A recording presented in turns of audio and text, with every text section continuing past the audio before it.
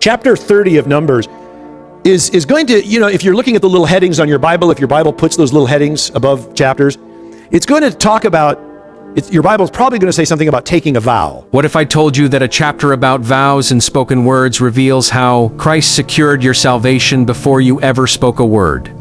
In Numbers 30, God commands that when a man makes a vow, he must not break his word, but must do all that proceeds out of his mouth. So in the Gospels, Christ speaks with perfect authority, and every word he declares is fulfilled, showing he is the only one who never fails in what he says.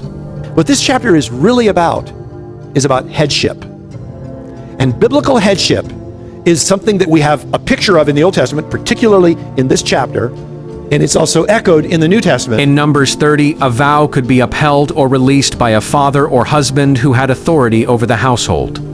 So in the New Testament, Christ stands as the one with all authority, carrying the full weight of our broken promises and taking responsibility for what we could not uphold. Do you know that it's important for God's people to be true to their word? And one of the reasons it's very important for God's people to be people of their word is because we have been given a message. And that message is true.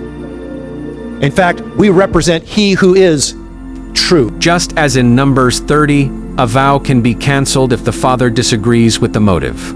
So did Christ bear the responsibility of our sin, and said the Father bears witness of his authority.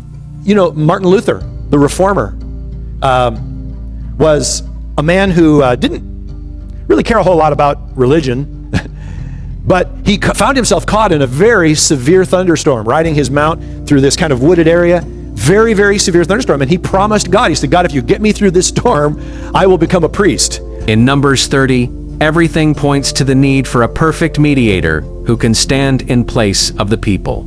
So Christ is that mediator who will return again, having secured a people whose lives are no longer built on broken promises, but on his unchanging truth. And then he started reading the Bible, imagine that, and he found Jesus Christ.